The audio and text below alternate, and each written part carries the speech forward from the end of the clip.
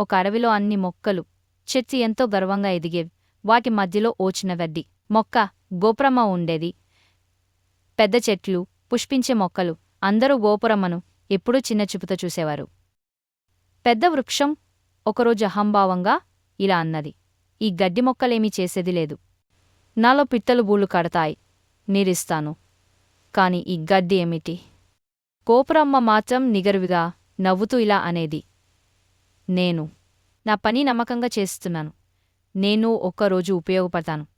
ఒకరోజు ఆకస్మికంగా భారీ తుఫాను వచ్చి అడవిని కదిలించింది. పెద్ద చెట్లు నేలకోరిగాయి, వేరే మొక్కలు కూడా నేల కూలిపోయాయి. కాని గోపురమ్మ మాత్రం గాలి తాళుతూ వంగిపోయింది, కాని విరగలేదు.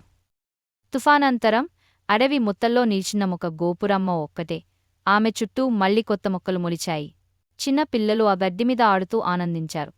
పిట్టలు అక్కడ విశ్రాంతి తీసుకున్నాయి. అప్పుడు పెద్ద చెట్ల స్థానంలో కొత్త మొక్కలు ఎదుగుతూ గోపురమ్మనడిగాయి, మీకు భయం ఎందుకు కలగలేదు? గోపురమ్మ నవ్వుతూ చెప్పింది, ఒక మొక్క ఎంత పెద్దదైనా దానికున్న ధైర్యం, సహనమే నిజమైన బలం.